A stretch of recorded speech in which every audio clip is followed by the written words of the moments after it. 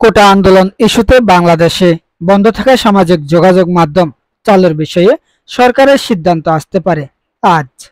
মেটার 3টি platform Facebook, Instagram ও WhatsApp এবং TikTok ও YouTube কর্তৃপক্ষের ব্যাখ্যা দেওয়ার সময় নির্ধারণ রয়েছে আজ।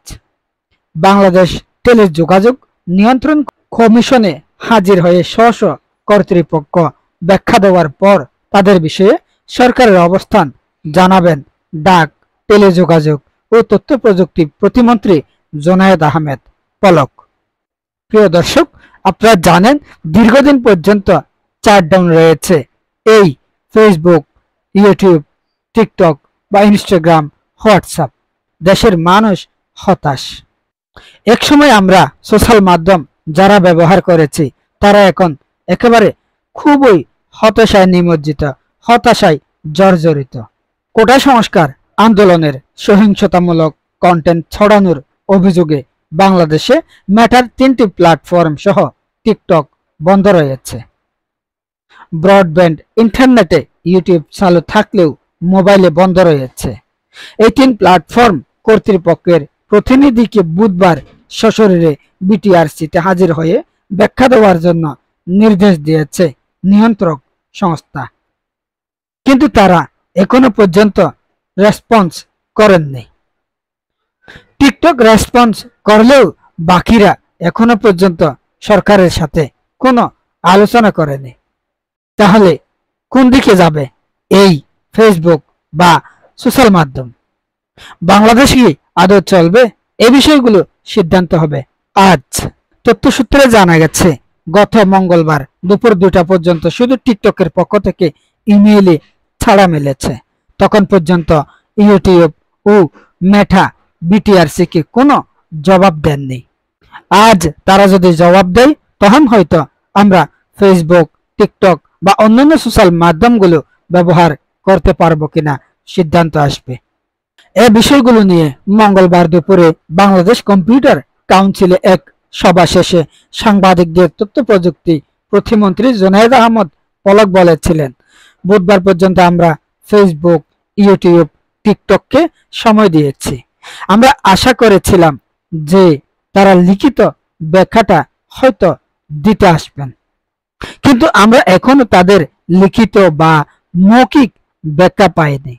তিনি বলেছেন, টিকটক ইমেইলে একটা রিপ্লাই প্রত্যুত্তর দিয়েছে। তারা এ নিয়ে খুব আন্তরিক। সরকারকে সহযোগিতা করতে চায় টিকটক কোম্পানি। বাকিরা এখনো পর্যন্ত কেউ রেসপন্স করেনি। তারা ব্যাখ্যাগুলো দিতে চায়, অর্থাৎ টিকটক ব্যাখ্যা দিতে চায়। বাকি দুটি অর্থাৎ মেটা ও ইউটিউবের ছাড়া তারা এখনো পর্যন্ত পায়নি। তাহলে বাংলাদেশে অসংখ্য ফ্রিল্যান্সার, অসংখ্য কন্টেন্ট ক্রিয়েটর রয়েছে, এরা কোথায় যাবে? এরাও কি দেশের বাইরে চলে গিয়ে সেখানে গিয়ে সোশ্যাল মাধ্যমগুলো ব্যবহার করবে?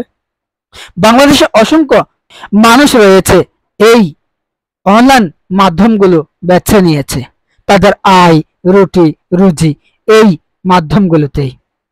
সরকারের সদিচ্ছা থাকলে ফেসবুক খুলে দিতে পারে। ফেসবুকে রয়েছে হাজার লাখ মানুষের আয় রোজগার। এভাবে বন্ধ থাকলে হয়তো আর কিছুদিন পরে মানুষ রাস্তায় নেমে যাবে।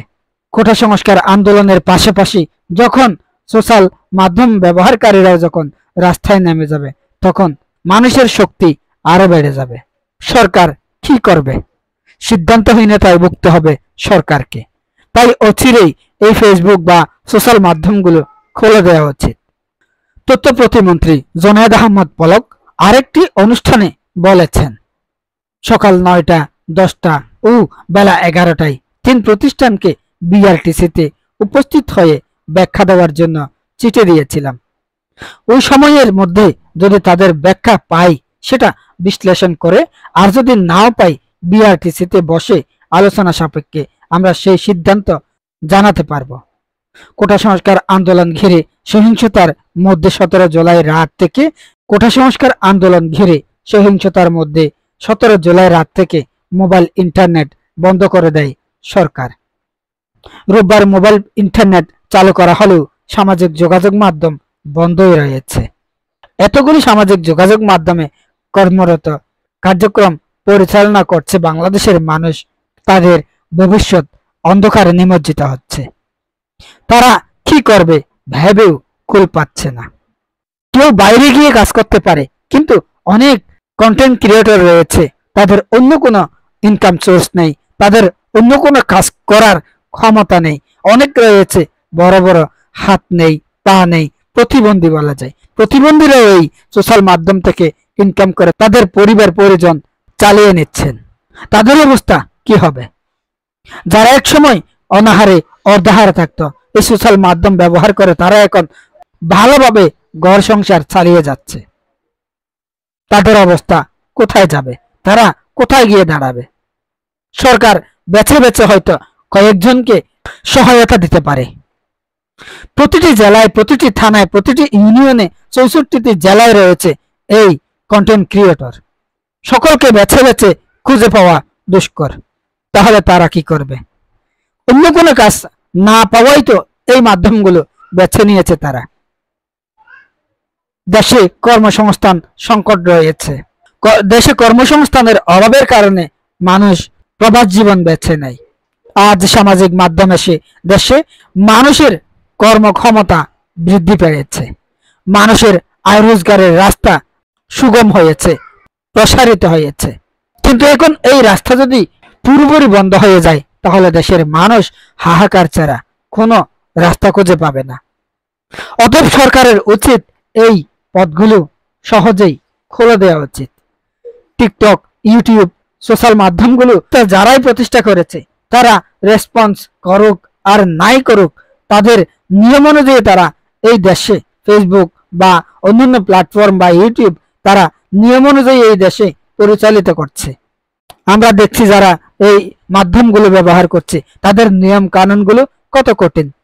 কিন্তু এত কঠিনের পরেও কেন সরকার আমাদেরকে পেটে লাথি মারার উপক্রম তৈরি করেছে?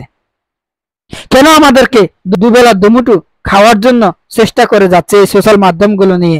আমাদের কেন এই আহারগুলো কেড়ে নেওয়ার চেষ্টা করছে? এতে সরকারের লাভ কি? এই প্রশ্নগুলো হাজার হাজার মানুষের। সকালে ভালো থাকবেন, সুস্থ থাকবেন, সুন্দর থাকবেন। আল্লাহ হাফেজ। প্রিয় দর্শক, আসসালামু আলাইকুম। সবাইকে শুভেচ্ছা। আশা করি যে যেখান থেকে দেখছেন আপনারা সকলে ভালো আছেন, সুস্থ আছেন, সুন্দর আছেন। যারা আমার ভিডিও দেখেন প্রতিনিয়ত, আপনাদের জানাই ভালোবাসা এবং কৃতজ্ঞতা।